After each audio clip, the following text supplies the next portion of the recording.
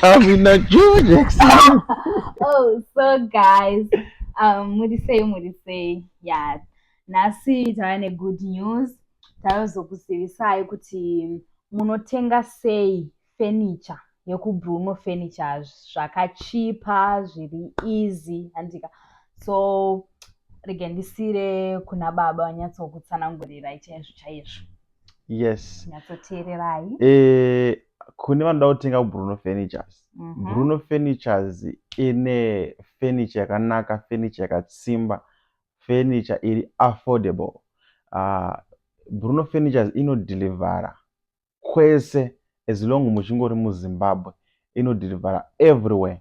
Koita vamwe zvekare vane maquestions akasiyana siyana vari kubvunza kuti Bruno Furnitures toita sei kana tichida kutenga zvinhu tiri mhiri kwemakungwa kana kuti mhiri kwaLimpopo kana kuti kunze kweZimbabwe.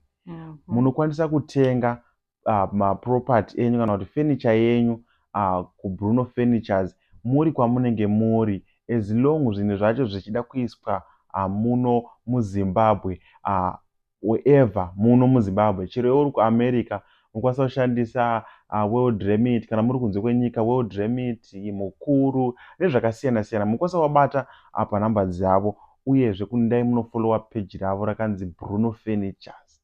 Vanodhilivhara, vanoshanda nenguva, vanhu vanonzwisisa, vanotaurirana nevanhu mugowirirana, mugoitirana zvese zvekuti mese munofara.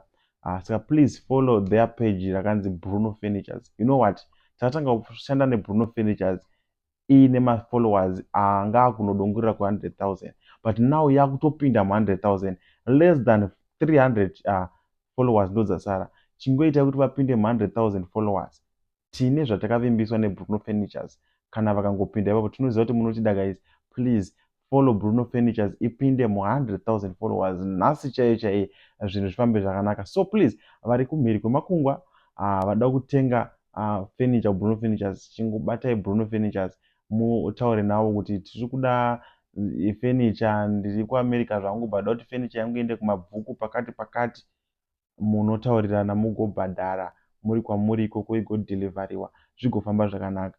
Bvunzai zvese zvamuda kubvunza mucomment section. Bruno Furnitures irimo, isusu tirimo zvekare tichiteverera tichiona kuti maziva zvamunoda kuziva.